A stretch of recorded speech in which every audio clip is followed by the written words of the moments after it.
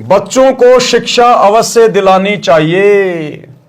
बच्चों को भगत ने शिक्षा अवश्य दिलानी चाहिए। या कौन सी शिक्षा की बात हो रही है? धार्मिक शिक्षा की।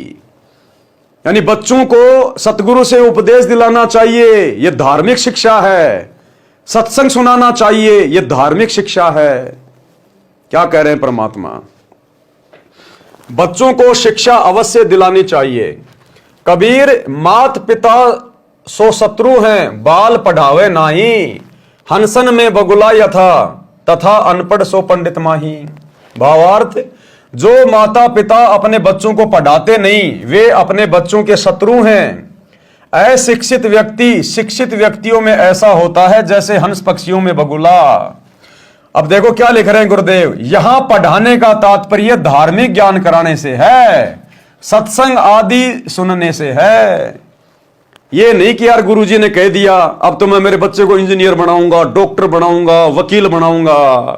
तुम जो मर्जी बना लो अपनी तरफ से, लेकिन गुरुदेव का आदेश है धार्मिक शिक्षा, सत्संग सुनाना, गुरुदेव की पुस्तकें पढ़ाना। यह धार्मिक शिक्षा है। ये सांसारिक शिक्षा चाहे पढ़ो ना पढ़ो, इसका कोई यूज नहीं है। ये धार्मिक शिक्षा मुख्य है, जिससे हमें परमात्मा मिलेगा, मोक्ष मिलेगा। ये सांसारिक शिक्षा पढ़ पढ़ के बड़े बड़े राजा महाराजा बन के आज वो कुत्ते बन के फिर रहे हैं, गधे बन के फिर रहे हैं। रोडों पे इनकी मूर्तियां लग रही हैं, साल में एक बार साफ करते हैं, बाकी धूल मिट्टी जम रही है। कौवा बीट करता है बैठ के। सांसारिक शिक्षा ले लेके अपना नाम करके जो शरीर छोड़ के चले गए बिना भक्ति के, आज उनकी बाहर भी दुर्गति और उनकी मूर्तियों की भी दुर्गति।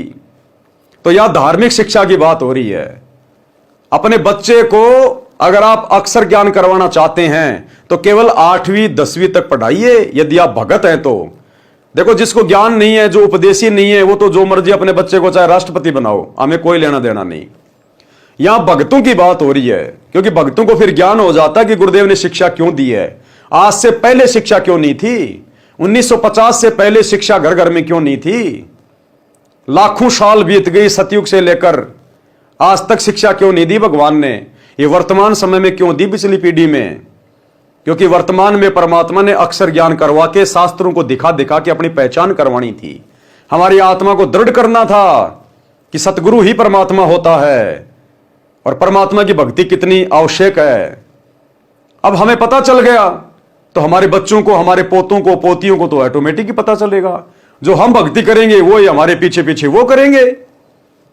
अरे भैया, हम छोटे छोटे बचपन में थे, हम कौन सा ब्रह्मा विष्णु महेश से मिलके आए थे? हम कौन सा स्वर्ग देख के आए हैं? हमारी क्या रिश्तेदारी है ब्रह्मा विष्णु महेश से?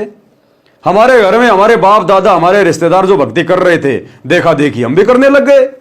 हमने कौन सी रामायण पढ़ी थी, कौन सी गीता पढ़ी थी? घर वालों को देख के उनको भगवान मान लिया। तो ऐसे ही आने वाले समय में हमारे बच्चे, हमारी जो नस्लें होंगी, वो हमारे को देख के भक्ति करेंगी। तो हम यदि सही रास्ते पे लग गई तो बच्चे तो ऑटोमेटिक लग जाएंगे। तो अपने बच्चों को केवल बेसिक शिक्षा दीजिए, सांसारिक शिक्षा, लिखाई पढ़ाई केवल बेसिक 8वीं 10वीं करवाइए, इससे ज्यादा ना करवाइए। अगर आप भगत होकर अपने बच्चे को नौकरी के लिए पढ़ा रहे हैं तो आपसे बड़ा मंदबुद्धि भगत दुनिया में कोई दूसरा नहीं है।